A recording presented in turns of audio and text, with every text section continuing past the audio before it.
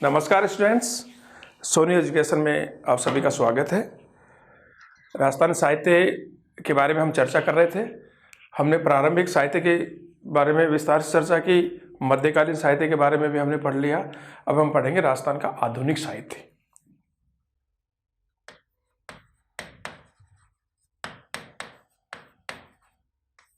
आधुनिक साहित्य, राजस्थान का आधुनिक साहित्य। और आधुनिक साहित्य में हम पहले ले रहे हैं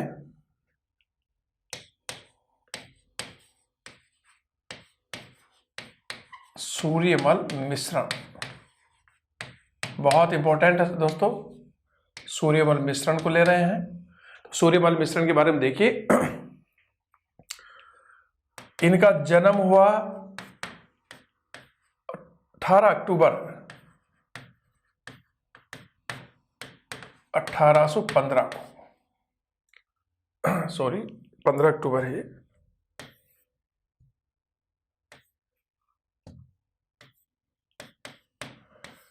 अक्टूबर 1815 को इनका जन्म हुआ। गांव था बूंदी जिले का गांव हरना गांव। तो इनका गांव कौन सा था? 15 अक्टूबर 1815 को बूंदी के हरना गांव में इनका जन्म हुआ। पिता का नाम था चंडीदान, और चंडीदान बूंदी के महाराव राम सिंह द्वितीय के दरबार में रहते थे। बूंदी के महाराव राम सिंह द्वितीय के दरबार में रहते थे। माता का नाम था भवानी बाई। और दोस्तों, सूर्यमल मिश्रण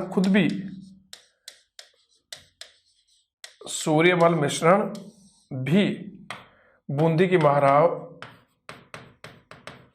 राम सिंह के ही दरबारी कवि थे, पिता के साथ साथ। तो सूर्यमल मिश्रण का जन्म हुआ 15 अक्टूबर 1815 को बूंदी के हरना गांव में। इनके पिता का नाम था चंडीदान, और ये बूंदी के महाराव राम सिंह द्वितीय के दरबार में रहते थे। इनकी माता का नाम था भवानी बाई, और सूर्यमल मिश्रण भी पिता की भांति बूंदी के महाराव राम सिंह द्वितीय के ही दरबार में रहते थे। यहीं पर उन्होंने अपना पूरा साहित्य लिखा था। सूर्यमल मिश्रण को आधुनिक, ये क्वेश्चन आ गया है, आधुनिक राजस्थान काव्य के नवजागरण के पुरोधा कवि कहा जाता है। सूर्यमल मिश्रण जी को आधुनिक राजस्थान काव्य के नवजागरण के पुरोधा कवि कहा जाता है। ये क्वेश्चन आ गया कि आधुनिक राजस्थान काव्य के नवजागरण के पुरोधा कवि कौन है? तो आपका उत्तर आएगा सूर्यमल मिश्रण। इनकी उपाधि है दोस्तों, उपाधि का नाम है वीर रसावतार। उपाधि का नाम क्या है? वीर रसावतार। सूर्यमल मिश्रण आधुनिक काल के प्रथम, ये आधुनिक काल के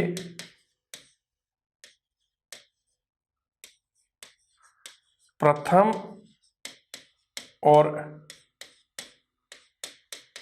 डिंगल परंपरा के अंतिम कवि थे। दोबारा देखना। तो सूर्यमल मिश्रण का जन्म 15 अक्टूबर 1815 को बूंदी के हरना गांव में हुआ। इनके पिता का नाम था चंडीदान, और ये बूंदी के महाराव राम सिंह द्वितीय के दरबार में रहते थे।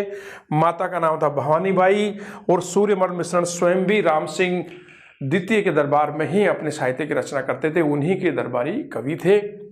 इन्हें आधुनिक राजस्थान काव्य के नवजागरण के पुरोधा कवि भी कहा जाता है और इनकी उपाधि है वीर रसावतार।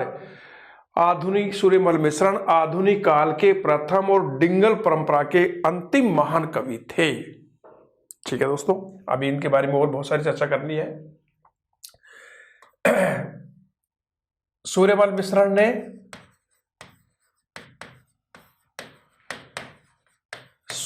मिश्रण ने राजस्थान की जनता में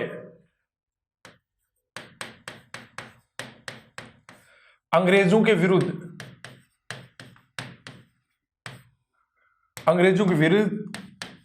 चेतना जागृत करने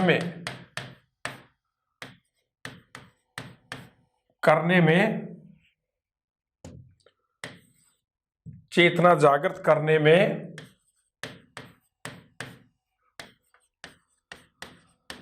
महत्वपूर्ण भूमिका निभाई थी।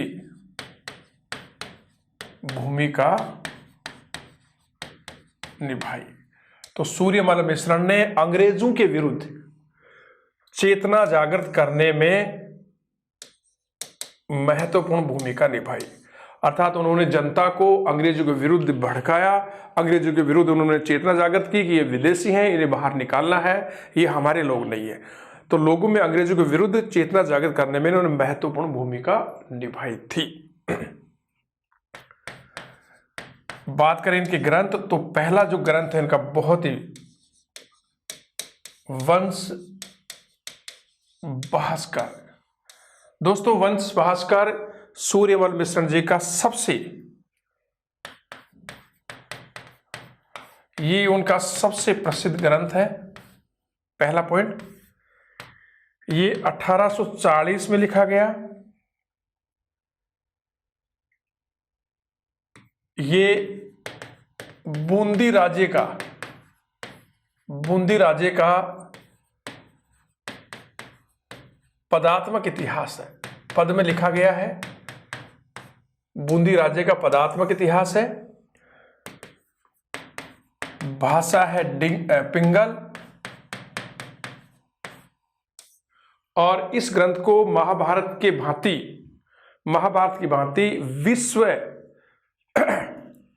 विश्वकोशीय ऐतिहासिक काव्य की संज्ञा दी गई है। इसे ध्यान से देखना, महाभारत की भांति विश्वकोशीय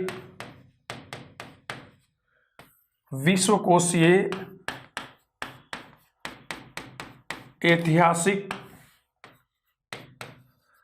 काव्य की संज्ञा दी गई है। तो देखिए दोबारा, सूर्यमल मिश्रण ने जनता में अंग्रेजों के विरुद्ध चेतना जागृत करने में महत्वपूर्ण भूमिका निभाई थी।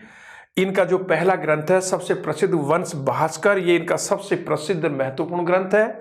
1840 में लिखा गया और इसमें बूंदी राज्य का पदात्मक इतिहास है। वंश भास्कर में क्या है? बूंदी राज्य का पदों में लिखा हुआ इतिहास है।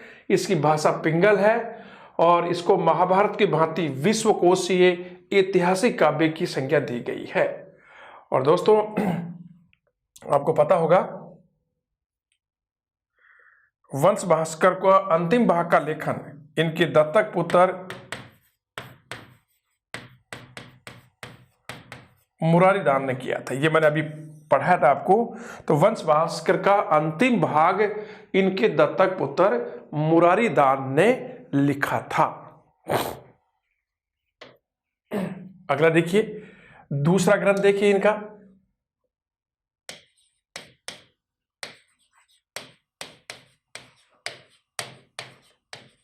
वीर सतसई। वीर सतसई ये एक वीर रस का ग्रंथ है, बहुत क्रांतिकारी ग्रंथ है। जिस प्रकार से रूसो का ग्रंथ है सोशल कॉन्ट्रैक्ट, सामाजिक संविधा, उसी प्रकार से ये वीर सतसई वीर रस का ग्रंथ है। और ये 1857 की क्रांति के ऊपर लिखा गया है। इसका जो पहला दोहा है, प्रथम दोहे में ही बहुत क्रांतिकारी शब्द है, समय पलटी शीश, ये शब्द है। तो वीर सतसई वीर रस का ग्रंथ है। 1857 की क्रांति पर यह ग्रंथ लिखा गया है और उसके पहले दोहे में ही समय पलटी शीश नामक शब्द लिखा हुआ है और बहुत ही क्रांतिकारी ग्रंथ है। जनता में बहुत राष्ट्रपिता की भावना, चेतना जागृत करने में इस ग्रंथ का बहुत बड़ा योगदान रहा है। तीसरा ग्रंथ है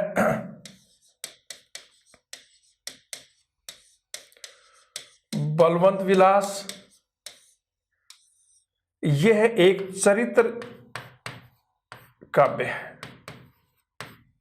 काव्य है और इसमें सती प्रथा का विस्तार से उल्लेख है। ठीक है, तो बलवंत विलास एक चरित्र काव्य है और इसमें सती प्रथा का भी बहुत ही विस्तार से उल्लेख है। चौथा ग्रंथ देखिए,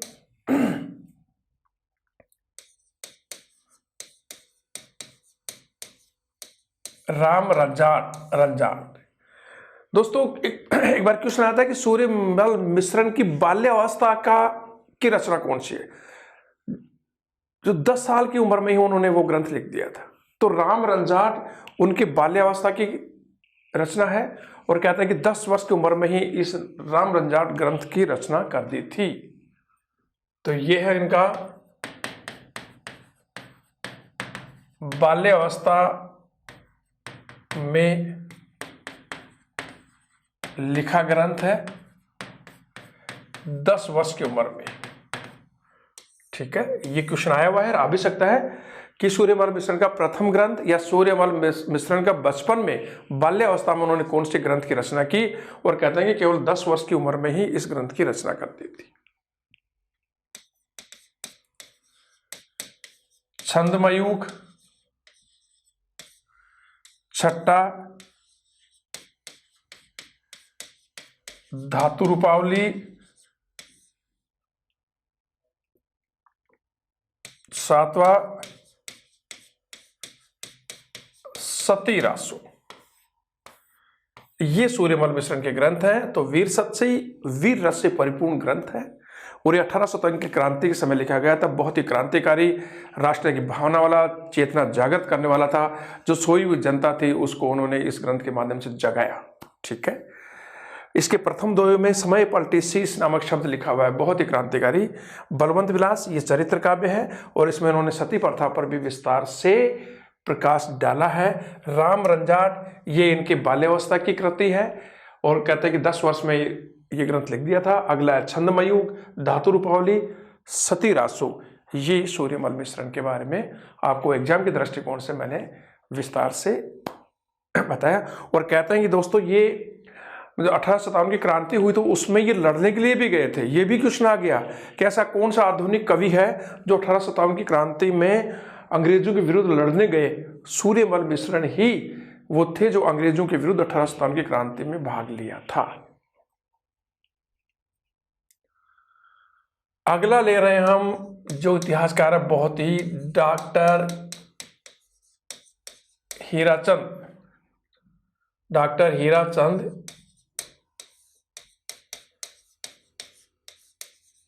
गौरीशंकर ओझा।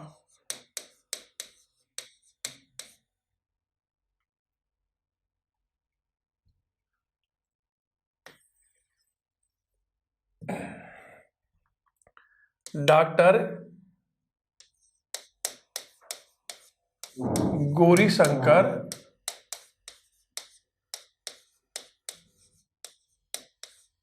हीराचंद ओझा।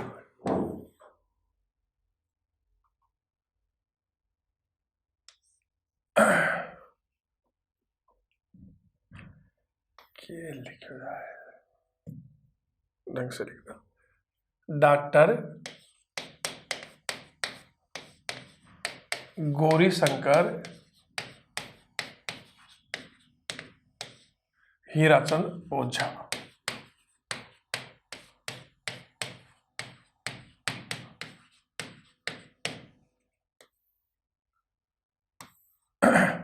अगला जो इतिहासकार है डॉक्टर गौरीशंकर हीराचंद ओझा। तो देखिए डॉक्टर ओझा का जन्म 1863 ईस्वी में सिरोही के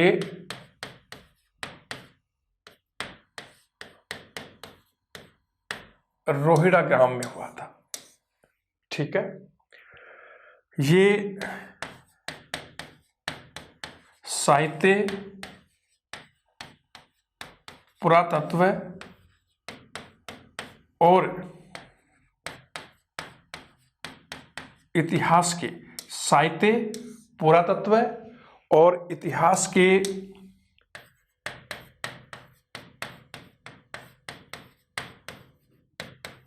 बेजोड़ विद्वान थे।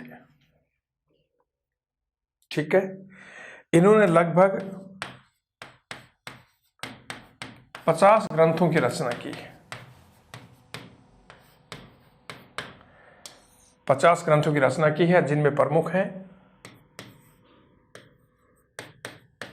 भारतीय प्राचीन लिपिमाला, बहुत ही प्रसिद्ध ग्रंथ है भारतीय प्राचीन लिपिमाला। दोस्तों, ये लिपि से संबंधित विश्व का, भारत का नहीं, विश्व का, लिपि से संबंधित विश्व का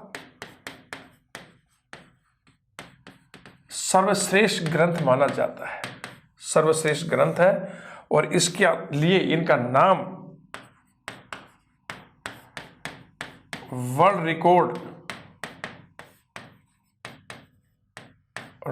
रिकॉर्ड ऑफ गिनीज बुक में दर्ज हो चुका है इस ग्रंथ के लिए। तो इनका बहुत ही प्रसिद्ध ग्रंथ भारतीय प्राचीन लिपिमाला।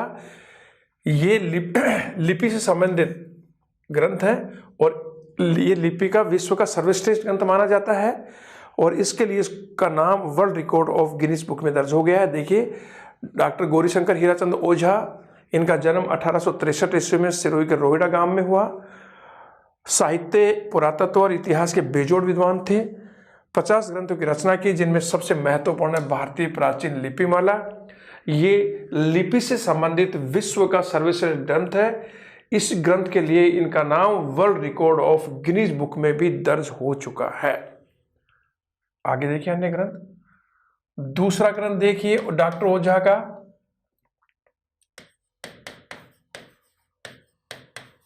राजपूताने का इतिहास।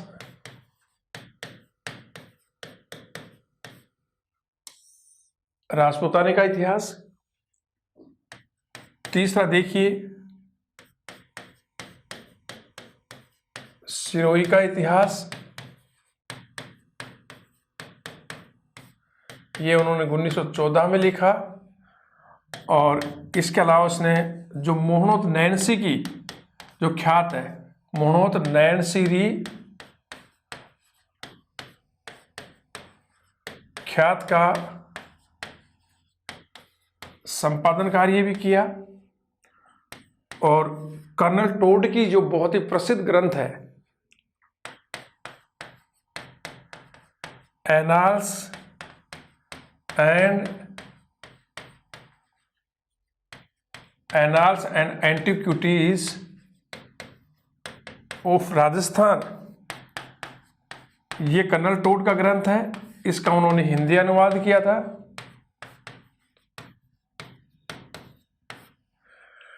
तो उन्होंने राजपूताने का इतिहास नामक ग्रंथ लिखा, सिरोही का इतिहास लिखा 1914 में, मोहनोत नैनसी की जो ख्यात है उसका संपादन कार्य किया, और कर्नल टोड का जो ग्रंथ है annals and antiquities of Rajasthan, इसका उन्होंने हिंदी अनुवाद किया।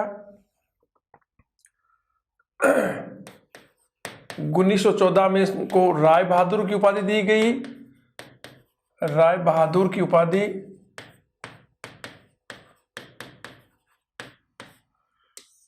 और अंग्रेजों ने इनको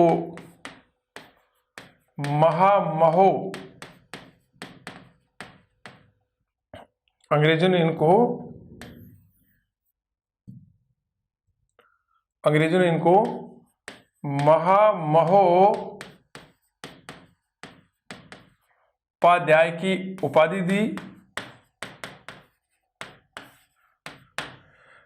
और लास्ट नोट करके एक बात बता रहा हूं, इन्हें राजस्थान का गिरबन कहा जाता है।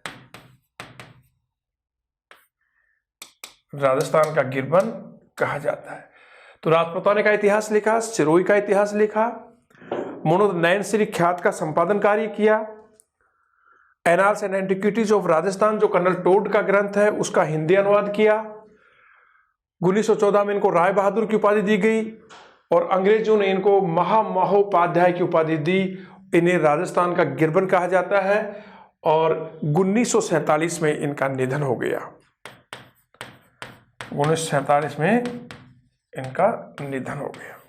ठीक है दोस्तों, कर्नल टोड हो गया, ये सूर्यवर्मन मिश्रण। उसके बाद में हमने लिया किसको? डॉक्टर ओझा को। तीसरा जो आधुनिक इतिहासकार वो है कवि राजा श्यामल दास।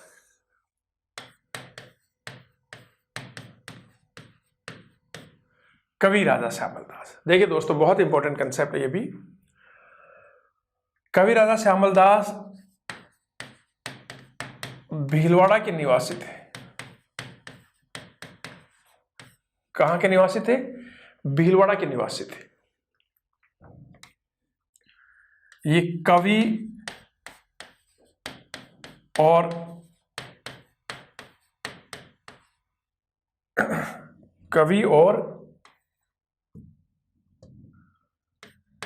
इतिहासकार दोनों थे। कवि और इतिहासकार दोनों थे और मेवाड़ के महाराणा सज्जन सिंह के दरबार में रहते थे। मेवाड़ के महाराणा सज्जन सिंह के दरबार में रहते थे और इनका ग्रंथ है, बहुत ही प्रसिद्ध ग्रंथ है। ग्रंथ का नाम है वीर विनोद, जिसकी कई बार हमें चर्चा भी कर चुके हैं। ये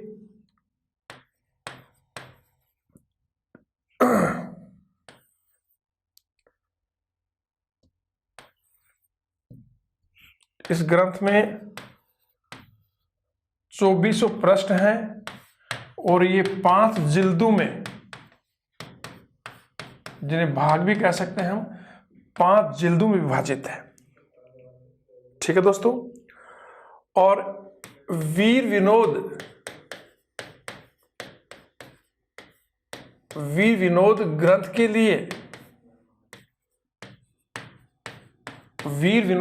के लिए अंग्रेजी सरकार की ओर से अंग्रेजी सरकार ने इन्हें केसर ए हिंद की उपाधि दी। और ये उपाधि इनको किसने दी? अंग्रेजों की ओर से कर्नल एमपी ने। तो वीर विनोद ग्रंथ के लिए अंग्रेजों ने कवि राजा श्यामल दास को केसर ए हिंद की उपाधि दी और ये केसर ए हिंद की उपाधि अंग्रेजी की ओर से इनको कर्नल एमपी ने दी थी। महाराणा सज्जन सिंह ने, मेवाड़ के महाराणा सज्जन सिंह ने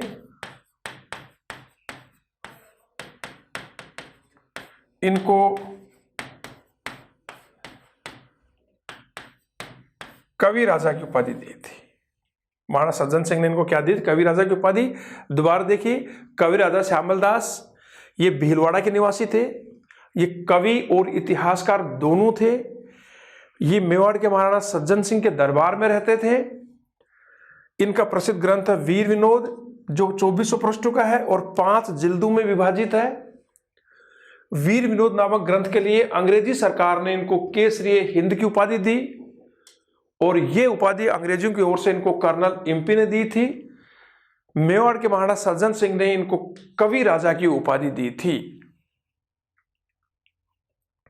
और देखिए, कवि राजा श्यामल दास, कवि राजा श्यामल दास अंग्रेजी शासनकाल के प्रथम इतिहासकार थे।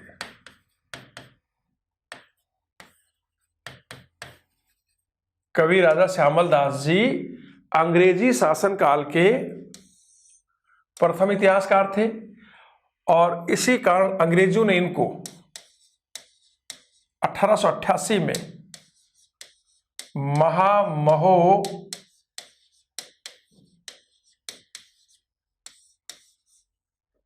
महामहोपाध्याय की उपाधि दी। तो ये क्वेश्चन भी आ गया कि अंग्रेजी शासनकाल के प्रथम इतिहासकार कौन थे। तो कवि राजा श्यामल दास जी थे और इसी कारण अंग्रेजों ने 1888 में इनको महामहोपाध्याय की उपाधि दी। तो इनको अंग्रेजों ने एक तो कौन सी केसरी हिंद की उपाधि दी, कवि राजा की उपाधि मेवाड़ के महाराणा सज्जन सिंह ने दी थी और 1888 में ही अंग्रेजों ने इनको महामहोपाध्याय की उपाधि दी क्योंकि अंग्रेजी शासनकाल के प्रथम इतिहासकार थे। और दोस्तों वीर विनोद में, जो वीर विनोद ग्रंथ है, वीर विनोद ग्रंथ में कवि राजा ने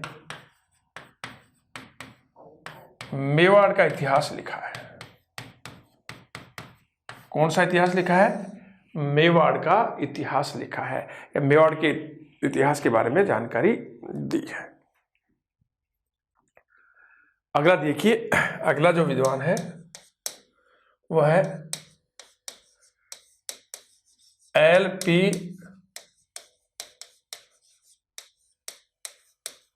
टेसीटोरी। एल.पी. टेसीटोरी। दोस्तों एल.पी. टेसीटोरी के बारे में सबसे पहले तो ये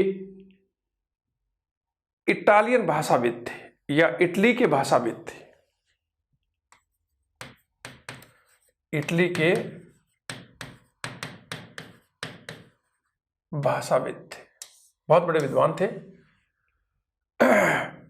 इनका जन्म हुआ था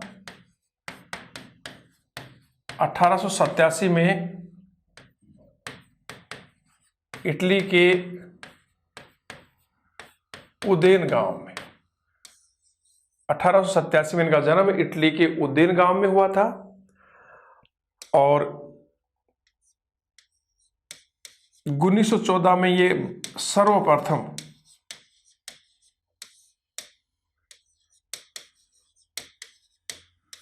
बंबई आए। तो 1914 में सर्वप्रथम ये इटली से बंबई आए और जुलाई 1914 में ये जयपुर पहुंचे। जयपुर पहुंचे और वहां से फिर ये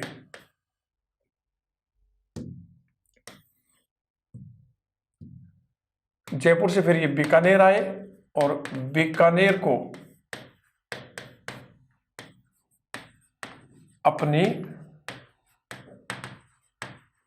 कर्मस्थली बनाया। ठीक है, बीकानेर को अपनी कर्मस्थली बनाया।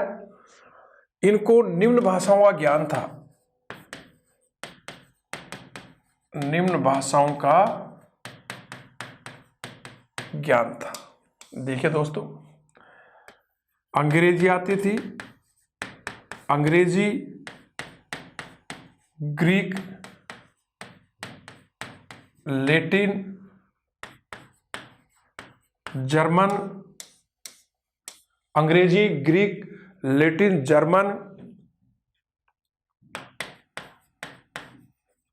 संस्कृत,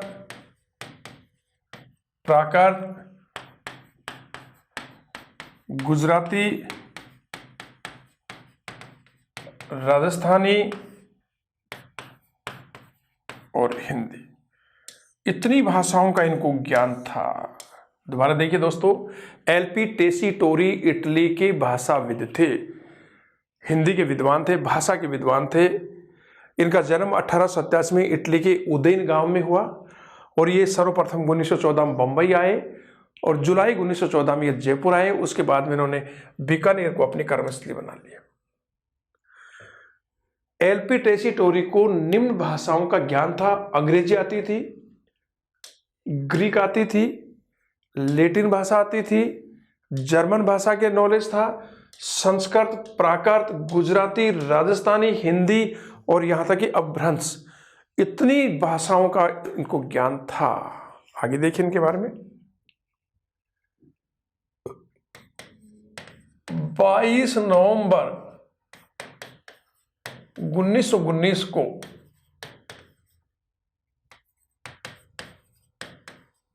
बीकानेर में ही इनका निधन हो गया।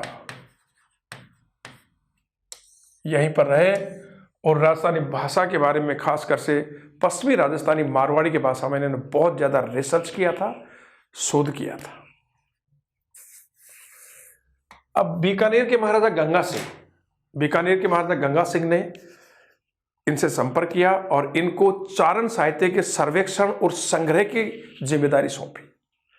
इन्होंने खूब घूम करके अपनी रिपोर्ट दी और रिपोर्ट का नाम था राजस्थानी चारण साहित्य का ऐतिहासिक सर्वे।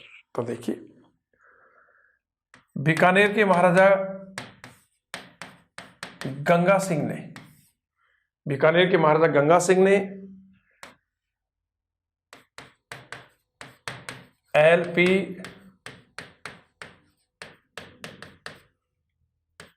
एलपी टेसीटोरी को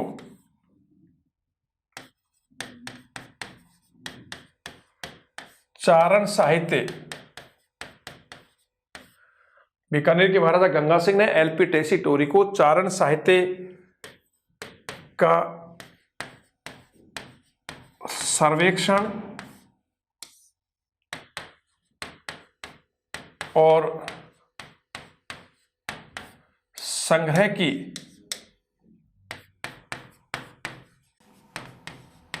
जिम्मेदारी सौंपी।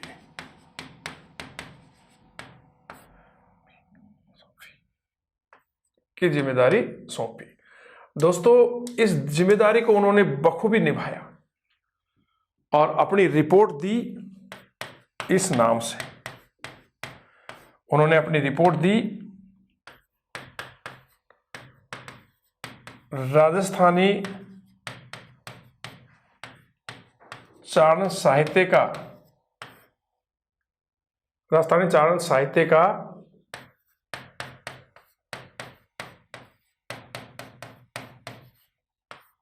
ऐतिहासिक सर्वे, इस नाम से उन्होंने अपनी रिपोर्ट दी। दोबारा देखिए दोस्तों, 22 नवंबर 1919 को बीकानेर में एलपी टेसीटोरी का निधन हो गया।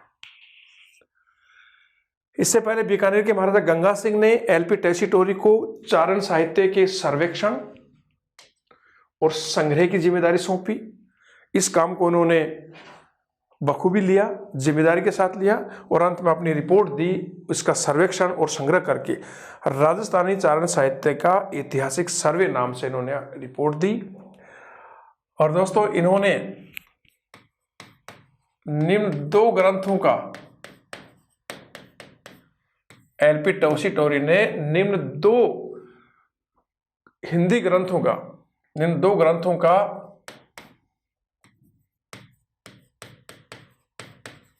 इटालियन भाषा में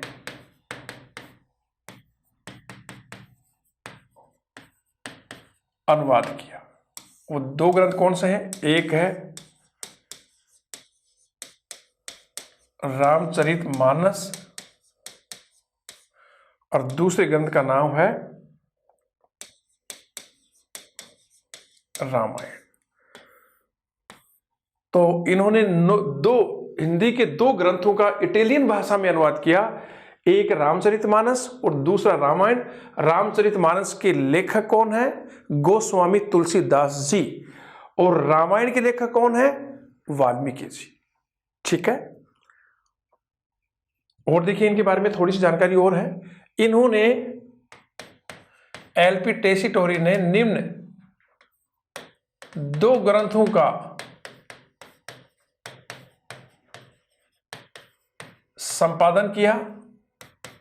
संपादन कार्य किया। नंबर 1, एलपी टेसीटोरी ने राजस्थानी निम्न 2 ग्रंथों का संपादन किया। नंबर 1, बेली कृष्ण रुक्मणी। एक तो यह ग्रंथ है जो पृथ्वीराज राठौड़ का ग्रंथ था, जिसके बारे में हमने पिछली क्लास में चर्चा की थी। दूसरा ग्रंथ है राव जैतसिरो छंद, जो बिठू सुजगा ग्रंथ है, और इसमें उमाई के भाई कामरान और बीकानेर के महाराजा राव जैत सिंह के मध्य युद्ध का वर्णन है।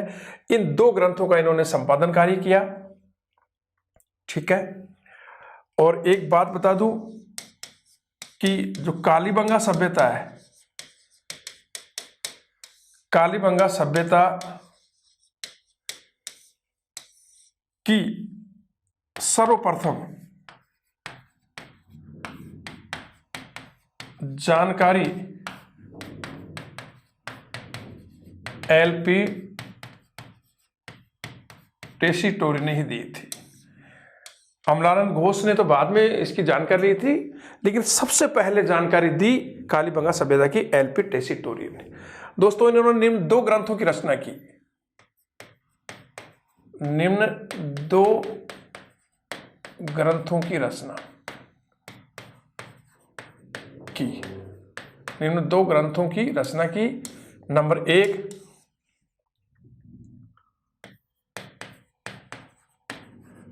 पश्चिमी राजस्थान की व्याकरण। पश्चिमी राजस्थान की व्याकरण,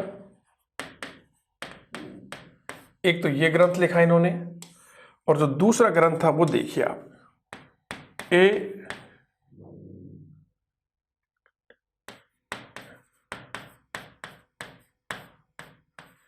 ए डिस्क्रिप्टिव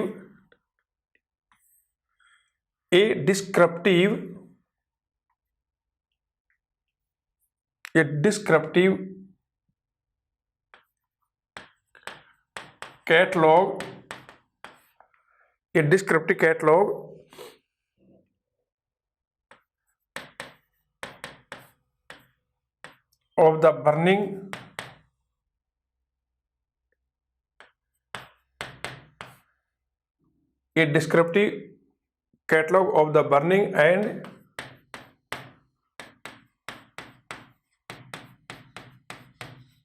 हिस्टोरिकल क्रॉनिकल।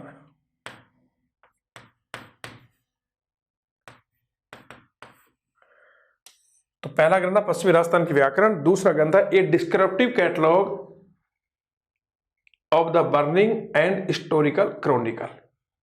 इन 2 ग्रंथों की रचना की इन्होंने। तो बेली कृष्ण रुक्मणी और राव जैतसिरो छंद नामक ग्रंथ का संपादन किया। कालीबंगा सभ्यता की सबसे पहले जानकारी एलपी टेसीटोरी ने दी थी। उसके बाद में 1951-52 में एक घोष ने उसकी विस्तार से जानकारी दी। निम्न 2 ग्रंथों की रचना की, पश्चिमी राजस्थान की व्याकरण और a descriptive catalogue of the burning and historical chronicle. अगला जो ले रहे हैं वो ले रहे हैं कन्हैयालाल सेठिया। बहुत इंपॉर्टेंट है दोस्तों, कन्हैयालाल सेठिया। अगला जो लेखक ले रहे हैं हम आधुनिक काल का, तो कन्हैयालाल सेठिया का जन्म हुआ था 1919 में चूरू के सुजानगढ़ में। तो इनका जन्म 1919 में चूरू के सुजानगढ़ में हुआ। ये हिंदी और राजस्थानी भाषा के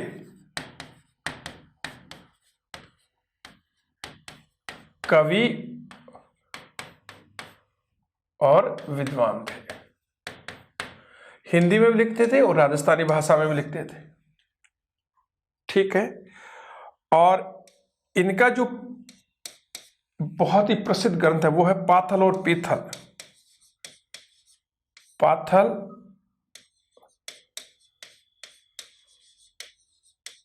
और पीथल, ये इनका बहुत ही प्रसिद्ध ग्रंथ है, पाथल और पीथल। और दोस्तों इस ग्रंथ में उन्होंने महाराणा प्रताप की मनोदशा का वर्णन किया है। महाराणा प्रताप की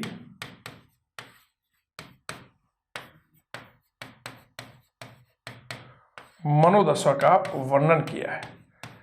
क्योंकि दोस्तों इसमें क्या किया है, देखिए आप, कि जब हल्दी घाटी का युद्ध हुआ उसके बाद में उन्होंने कोमलगढ़ को केंद्र बनाया। कोमलगढ़ भी 1578 में अकबर का अधिकार हो गया, उनको पीछे धकेल दिया गया, बिल्कुल मेवाड़ को संकुचित कर दिया गया, संकुचित। और जो अमर सिंह थे उनके साथ उनका परिवार साथ था, बहुत ही संकट में आ गए, बहुत ज़्यादा मतलब जंगलों में रहना। तब उन्होंने कहते हैं कि ऐसी मनोदशा बना ली थी कि मुझे अकबर की अधीनता स्वीकार कर लेनी चाहिए। और उसमें एक दुआ भी था इस समय की, अरे घासरी रोटी जद वन बिलावड़ो ले भाग्यो, नान्यो सो अमर्यो चीख पड़ो, राणा रो सोयो दुख जाग्यो। मतलब ये भी कि इतने ज़्यादा, क्योंकि अमर सिंह ये बहुत ज़्यादा दुखी हो गए थे, तब इन्होंने अकबर की अधीनता स्वीकार करने के लिए मतलब इनको सोचा। ये बात पृथ्वीराज राठौड़ के पास पहुंची जो अकबर के दरबार में थे। कन्हैयालाल सेठिया इसी ग्रंथ के माध्यम से बताते हैं, पृथ्वीराज राठौड़ ने उनको एक पत्र लिखा कि आप ये क्या कर रहे हैं, मान मर्यादा स्वतंत्रता जिसके लिए आप लड़ रहे थे, जिस मातृभूमि की रक्षा के लिए, जिस हिंदुत्व की रक्षा के लिए आप अकबर से लड़ाई लड़ रहे थे, सब कुछ निचार कर दिया। अब अंत समय में ये टूटने वाला है, ये बिल्कुल पीछे हटने वाला है। उस समय आपने अपनी मनोदशा बिगाड़ ली, ये बहुत गलत बात है, आप डटे रहिए, बिल्कुल भी आप हारोगे नहीं। तो इस मनोदशा का वर्णन था। और पृथ्वीराज राठौड़ का जब लेटर मिला तो महाराणा प्रताप ने पुनः उनको संबल मिला और अकबर से लड़ने के लिए वो पूरी तरह से तैयार हो गए। इस मनोदशा का वर्णन था। और यहां जो पाथल है, पाथल में यहां पाथल शब्द का प्रयोग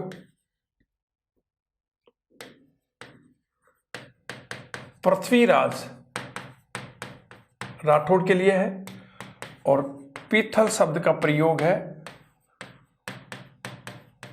महाराणा प्रताप के लिए।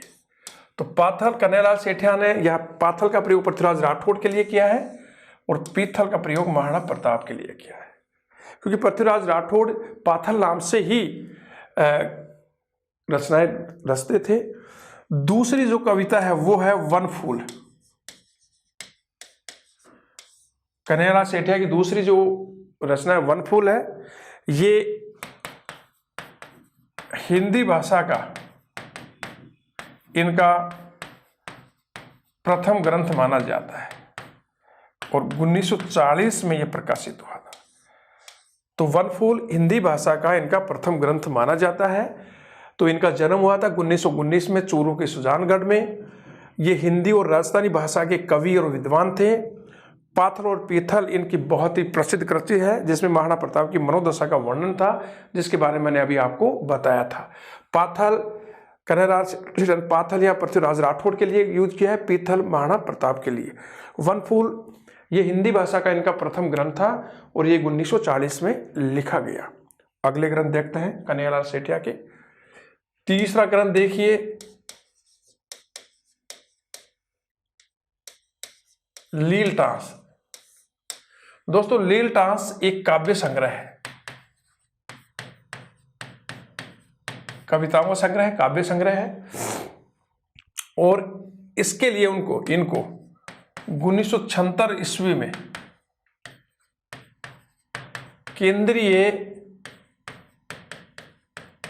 साहित्य अकादमी पुरस्कार दिया गया था। तो लीलटास इनका काव्य संग्रह है और इसके लिए इनको 1976 ईस्वी में केंद्रीय साहित्य अकादमी पुरस्कार दिया गया था। चौथा ग्रंथ देखिए, रमणीय रे सोरठा। 5वां ग्रंथ देखिए निर्ग्रंथ। दोस्तों ये भी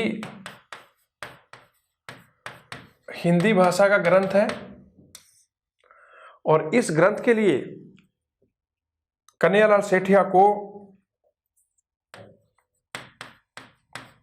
भारतीय ज्ञानपीठ का मूर्ति देवी साहित्य पुरस्कार दिया गया।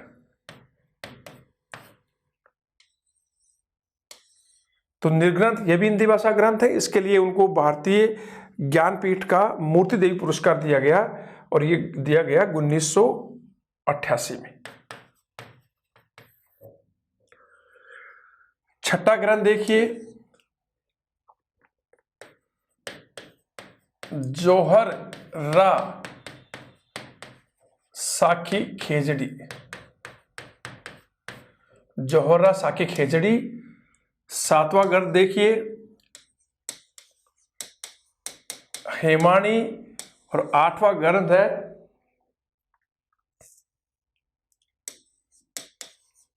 मायडरो हेलो। और 9वां ग्रंथ बहुत ही बढ़िया धरती धोरारी। धरती धोरारी बहुत प्रसिद्ध ग्रंथ है। और दोस्तों इस ग्रंथ पर कलाकार कैलाश भार्गव ने एक नृत्य नाटिका का मंचन किया और राजस्थान का भव्य प्रदर्शन किया उस कला में, और उसके लिए कैलाश भार्गव को राष्ट्रपति के द्वारा स्वर्ण कमल पुरस्कार भी दिया गया। धरती धोरारी इनकी बहुत प्रसिद्ध रचना है और कलाकार कैलाश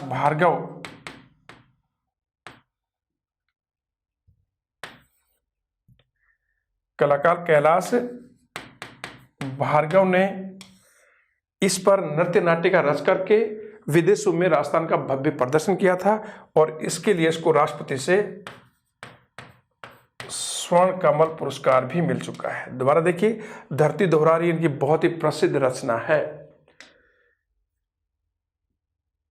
और इस रचना के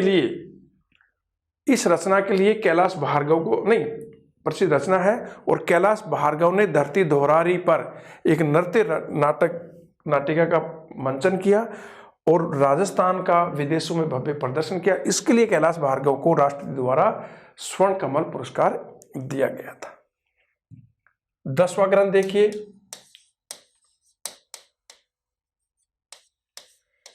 अग्निवीणा।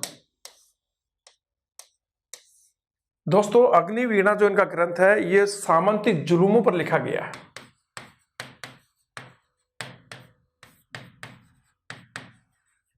सामंती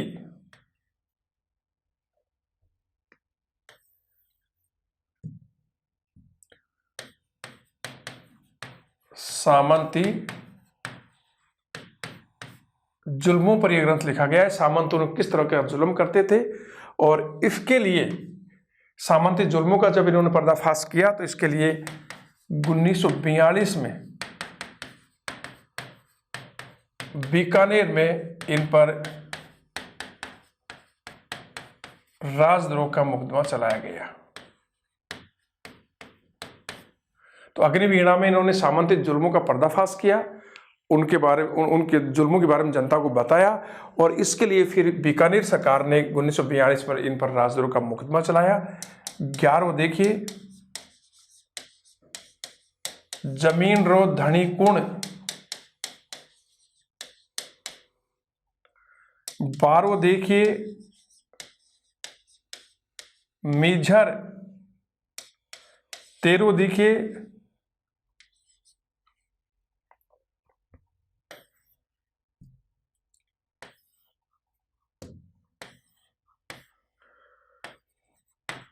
धर्मजला।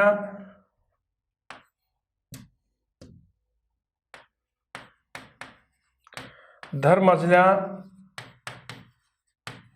धरकूंचा और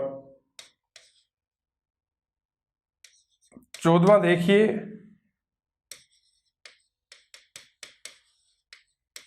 कुकू, 15वां देखिए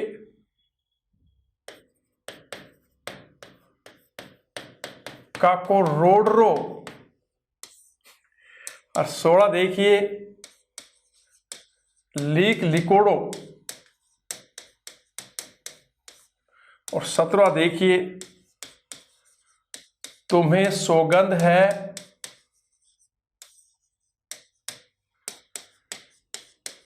सिरोही के